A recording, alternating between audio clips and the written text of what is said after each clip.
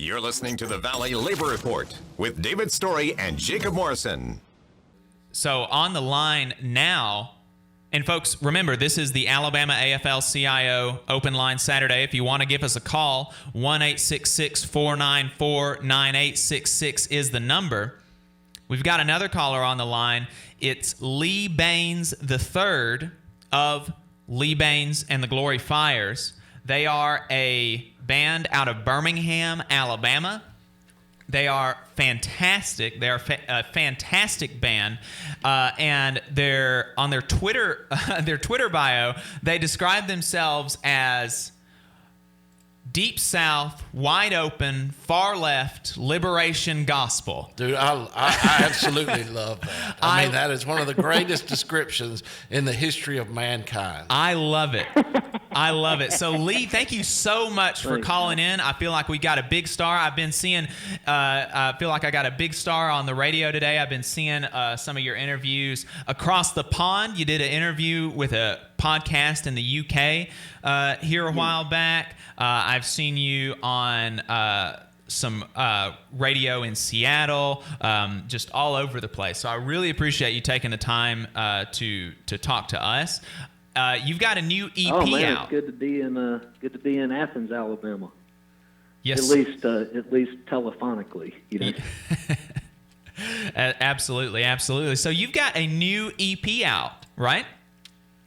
Yes, that's right. Yeah, it came out yesterday. Talk to us a little bit about that. Well, we had cut a version of I don't know if y'all are familiar with this band, the Tom Robinson Band, who was like a leftist kind of new wave punk band in the UK in the late 70s. And we cut a version of their song 2468 Motorway, which was like a big hit in the UK, but I guess it didn't really get as big over here. But we cut a version of that song, and as well as I did 3 versions of my songs on an acoustic guitar by myself, which usually our stuff's pretty ramped up, you know, and loud electric guitars. So did those kind of quieter versions, and you know, just thinking about like, you know, I mean, I love the perspective y'all bring to talking about elections, like the segment you just had, because you bring it into a broader political and economic context, you know, which is like, how do these elected officials respond to the needs and the will of the people?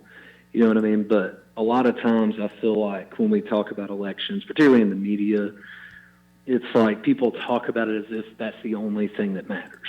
You know what I mean? Mm-hmm. And as if like change happens from presidents or from people in Congress or whatever, when history shows that it's the other way around. It's like change comes from the people, you know, from collective action. And Tom Robinson was and is like a really great example of practicing that.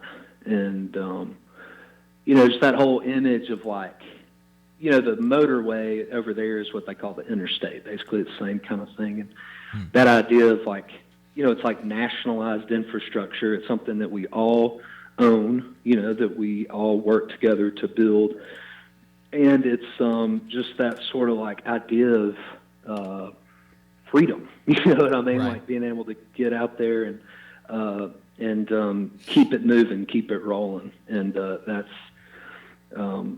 you know, I think that's an important thing to consider in these times, that freedom is constantly pushing forward, you know, and regardless of who wins on Tuesday. Definitely. And, you know, you mentioned that about connecting elections, or when we touch on elections, we connect it to these we try to connect it to these broader social and political trends, and we don't push elections generally. We talk about the results of elections. We talk about the results that has on working people. But we come from a labor perspective. We are both unionists, and we believe that the labor movement is one of, if not the best vehicle for change in the lives of ordinary working people, and we don't put our hopes in politicians. We don't define ourselves or our membership or other people's membership in our organizations by who we're voting for on Tuesday. Right. David has lots of members that are going to be voting for the GOP on Tuesday. Right. You know, we'll have conversations about that. We can disagree about that, but there's a broader and deeper connection that we have to our members. And you know, speaking of connecting things to broader societal and political trends, that's what you try to do in a lot of your music. One of the interviews that I've listened to you that you gave over and over was on KEXP in Seattle. Great station, by the way. Great station, great interview. Man, love that station. Y'all ought to go and listen to Lee Bains and the Glory Fires on KEXP. You can find it on YouTube. They played a set and they did a little bit of that. They talked to the host a little bit. One of the things that they talked about is the, you know, the way that you kind of play with your Southern identity. You've got a song called "We Dare Defend Our Rights," which is the Alabama state motto. But you don't use it in the same way that some of these bootlicking politicians are going to use it. That's right, man. Yeah, I wrote that song after House Bill 56 was passed, if you remember, where it was basically like the Alabama legislature not even giving the police free rein, but basically mandating the police to try to pull over anybody and demand papers that they suspected of being immigrants, you know. And I was just thinking about that and thinking about our motto, you know, which is "We dare defend our rights." And man, that seemed like such a violation of that. You know what I mean? Where when we, as the people of Alabama, have the right to go about our lives, you know what I mean? To drive down the road, to go to work, to go to school, to go to church, to do whatever, and without having somebody pull us over for no damn reason, you know. And I just started. And as I started thinking about that, I started thinking about all these different ways that, you know, the power structure in Alabama and the big companies and all that have used that motto to justify violating our rights, you know, all the way back to segregation, all the way back to, still to the present day with union busting, you know, and it's like power has always come from we, the people of Alabama, saying, nah, we're going to defend our rights here. You know what I mean? And that's either on the Edmund Pettus Bridge or, you know, in the textile mills in 1934 or whatever it is. You know what I mean? It's like the people of Alabama putting their common interests first and fighting, you know, the big mules and the fat cats in Montgomery and all that stuff. That's where that motto really shines to me, you know. Yeah.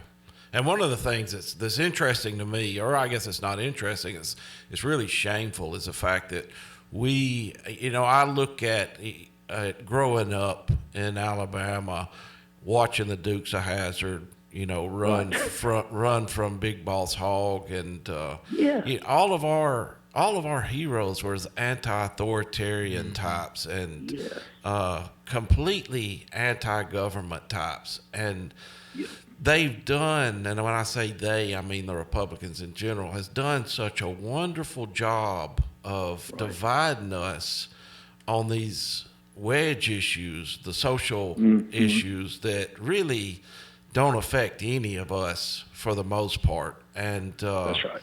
And I've seen so many of my good friends turn around and just these back the blue and this insanity of he had it coming. If somebody's executed in the middle of the street, he had it coming. He should have listened to the orders. And I'm just thinking, what is my generation come to here. You know, Right. it's they've done a wonderful job of dividing us. Yes, man, and you're so right about that because, you know, it's like, yeah, exactly like Dukes of Hazzard or growing up, you know, like Waylon Jennings, you know, they're the Outlaws, Yeah. you know what I mean? There's such a long heroic tradition of standing up to authority, and in the South, and that's something. I mean, you know, even my family members that I grew up around that waved the rebel flag, you know, that's what they said it was about. It was about standing up to authority, you know, and standing up to people who tried to tell you how to live.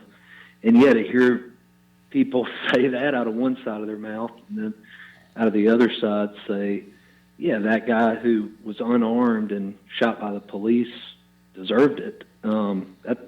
It's mind-boggling, and it's really sad, you know what I mean? Because like you said, there's a lot to be proud of in our, you know, kind of regional history of standing up to power, whether that was Martin Luther King or whether that's, you know, the first guys driving cars really fast through the mountains to keep moonshine away from the from the revenue man. You know what I mean? That's all pretty cool stuff, you know. I'd like if you could kind of tell us, like, what is it that kind of drives your the things that you write music about and the things that you're passionate about? Because you obviously you come at these things from a collective solidarity perspective. Some would call it a left-wing perspective. I think you would probably call it a left-wing perspective. But you are. I mean, folks are listening to you. Like, you're born and raised in Alabama, in the boonies, so to speak. You know, and something that you did recently that really stuck out to me was you released 8 hours of gospel hymns. And I have I don't think I have ever met anybody that shares kind of a political worldview with me that also has a really deep appreciation for those old shape note hymns. I mean, in one of those sessions, you got to, like, you broke a string, and you were like, I got to stomping on that one. I should have known that I was going to break a string. And, you know, and I have gotten so much out of that. And, you know, so I don't know if, like, is it kind of a faith-driven? I don't know how your faith plays into that, or if faith plays a really large role in your life. But I'd be interested in kind of hearing about what are kind of the driving things for you. Man, that's a great question, and I'm glad that you got something out of those gospel hours, because I definitely did. And I guess it's like early in quarantine when I was just kind of twiddling my thumbs, you know, and kind of freaking out like a lot of people, I guess, because we'd had a tour, and I was supposed to be on this tour for 2.5 weeks, and then COVID hit, like, you know, or it got, you know, all the shutdowns started happening just a couple days into it. So I was back at home, and I didn't have any work lined up, and I was like, what the hell am I doing, you know? And I just went out in the backyard one day and was just singing gospel songs, which is something that I just do for myself, you know, to kind of, just realign my spirit, I guess. And I was out there, and we had a neighbor a couple doors down where I was like partway through singing a song, and I just kind of saw him in my peripheral vision, and he was like leaning up against the fence drinking a beer. You know, and he was like, man, don't mind me, keep going, you know. And that's great. That's when I was kind of like, well, maybe I should think about doing this, you know, somewhat publicly. And I grew up, my grandparents were church musicians in the Methodist church. My grandma was a choir director. And I grew up singing with my granddaddy in church. And, you know, it's interesting when you were talking about, well, a lot of which I've been talking about on this episode, like with the TVA, for instance, that just always reminds me of them because, you know, I mean, they were, you know, one of the things I've been doing during COVID is like the genealogy stuff, you know, and I think my granddaddy was he was like a 5th generation Alabamian, and he was, they were both deeply religious, and man, they thought that the TVA and the CCC and the WTA was just the best stuff ever. Yeah. You know what I mean? Yeah. And they talked about it all the time, and they were, because they both, were my granddaddy told me about standing in the bread lines, in Birmingham. Mm-hmm. And so it's like, even though they were, I guess, what you might call like culturally conservative, you know what I mean, mm-hmm. or traditional minded, they always related taking care of ourselves and each other with the Bible. Mm-hmm. You know what I mean? Like, that's how they lived their lives, and that's kind of how I saw them live, was they took care of the people around them that were struggling, And by the time I grew up, their neighborhood was pretty much all black. They were pretty much only white folks still living there. And I just saw the way that they lived their beliefs. Mm-hmm. You know what I mean? And so, yeah, that was kind of how I got into music, was through them and through church. And then later I got into punk rock, after having bad experiences in my church and all that kind of stuff. But over the years, there was like certain kind of preachers and writers who drew me back to this idea of like how to bring our faith into alignment with our principles. You know what I mean? And of course, we all know about Martin Luther King, and reading his writings did a lot for me in that regard. And then also there's a white Baptist pastor in South Georgia called Clarence Jordan, whose writings he and some fellow church members started an illegally interracial farm in South Georgia in the 40s, so long before integration. And he said it was because they were trying to live like Jesus did, And then that took me into like learning about liberation theology in Latin America, and reading about different folks who are trying to bring, it's like it says in the Lord's Prayer, thy kingdom come, thy will be done on earth as it is in heaven. You know what I mean? So I've just started trying to learn about people who are trying to bring those ideals of justice and equality and grace and mercy, and comforting the afflicted and afflicting the comfortable to earth, and not just waiting till we die. Right. Cut my mic off for a minute while I was answering that phone. It's really amazing to listen to you talk about that, because I kind of had the same issues, being raised. Most of us in the South are raised in church, that's a given. Right. But being raised in the Southern Baptist Church, it was, early on, and this is back in the 70s, my great grandmother started the same church today in a barn, but it was all about community and mutual aid and solidarity and all of these things that most of us on the left believe in. And when I say the left, I don't mean the neoliberals of today. I'm talking about the true far left. And as I got into my 20s, I kind of grew away from the church, and it was turning into something that I didn't like anymore, But then as I got into my 30s and late 30s, I started seeing, hey, there is a whole nother thing over here on the far left that aligns with my social and economic values, and also my religious values. And, and I think that's something that the church in the South especially has lost, is that sense of community. And that, they all meet on Sunday. I get that. But really after Sunday, they aren't taking care of each other anymore. They're not looking out for their neighbors anymore. They could care less. Most of them don't even know what their neighbors' names are.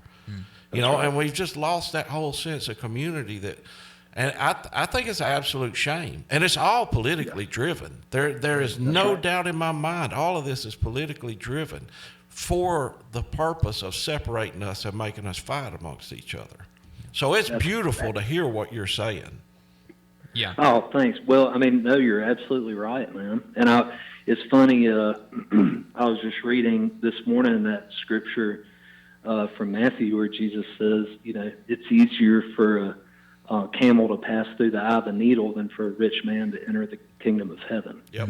And it's like, but what we see in the church is, and on TV, with the televangelists and all that stuff, is the opposite, is people saying that, well, what God's will is for you to get as rich as possible and for you to do whatever you need to do to get there. And that if somebody's rich, then that's evidence that they're godly. You know what I mean? Right. And at that point, you're just going up against the words Jesus spoke. You know what I mean? It's like, to me, that's not even a difference of interpretation. That's just that's just undermining the whole system. You know what I mean? And, Lee, we've got about 30 seconds here. If you could stay on just for like 1 or 2 minutes on the other side, that way you can give your plugs and let folks know where we can find you.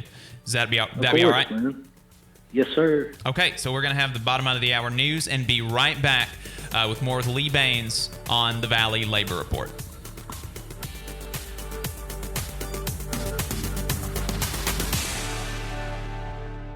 You're listening to the Valley Labor Report with David Story and Jacob Morrison. This Story and Jacob.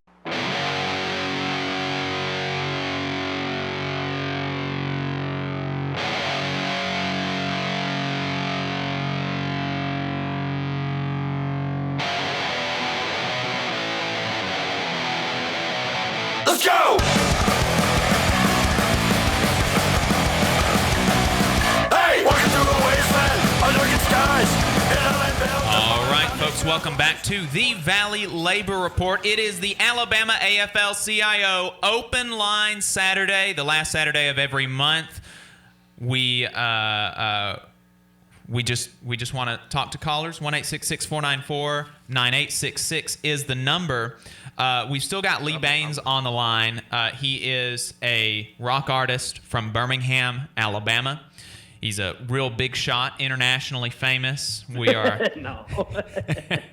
We're so proud to have him on the show. I kept you longer than I told you I would. I hope I hadn't eaten too much of your time. I've just really enjoyed the conversation, and like I said, I got so much out of those gospel hours. I would really recommend folks look that up on Facebook and YouTube. You can find the Gospel Hours on Don Giovanni Records YouTube page.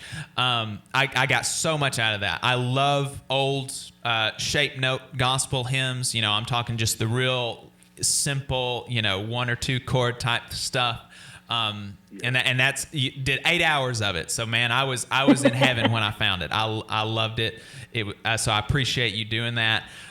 So Lee, tell folks where they can find you, where they can buy your new EP that just came out yesterday. Yeah, go out and buy it because that is an excellent EP. I listened to it last night. And I wasn't expecting the acoustic versions of everything, but man, I was floored by that. Yeah. So where can folks buy the EP and everything else that you put out? Well, we're on pretty much wherever you would go to find stuff online. We're on Bandcamp and Spotify, and probably local. Like I know Vertical House in Huntsville carries our stuff, and so yeah, we're a Google away. All right, Lee, thank you so much. Thank y'all for having me, man. I love your show and love what y'all are doing, and really appreciate what you're doing for the people of Alabama, and thanks for having me on. All right, brother. Thanks so much. So, folks, make sure you go and look up Lee Bains III and the Glory Fires. You can find them on Spotify, Bandcamp, Twitter. It is some really good stuff. I've been listening to them almost nonstop the last few weeks, the last couple months since I found them. So make sure you go and look that up. And like you said, you can check them out on YouTube. That I seen that gospel video that he done. Yep. It's absolutely amazing. If you like old gospel hymns, if you were raised in the church like us, it will set you on fire. Man, I love it. Yeah. I told you he got to stomping on one of them and broke a string on his guitar.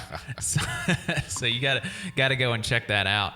Thanks for tuning in. We appreciate your time. If you want to see what we're up to throughout the week and get our snide quips about the news of the day, then you should follow us on social media. We're on Facebook at facebook.com/Valley Labor Report. We're on Twitter at Labor Reporters. I'm on Twitter at JacobM_AL. David is on Twitter at Radical Unionist. That's spelled RADICL Unionist. If you missed part of the show and want to go back and watch it later, search YouTube for The Valley Labor Report and subscribe to our channel. You can go back and watch the full show there, and we also clip segments throughout the week.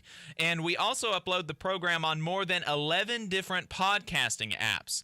So you can see if we're on your listening platform of choice. You can go to thevalleylaborreport.transistor.fm/subscribe.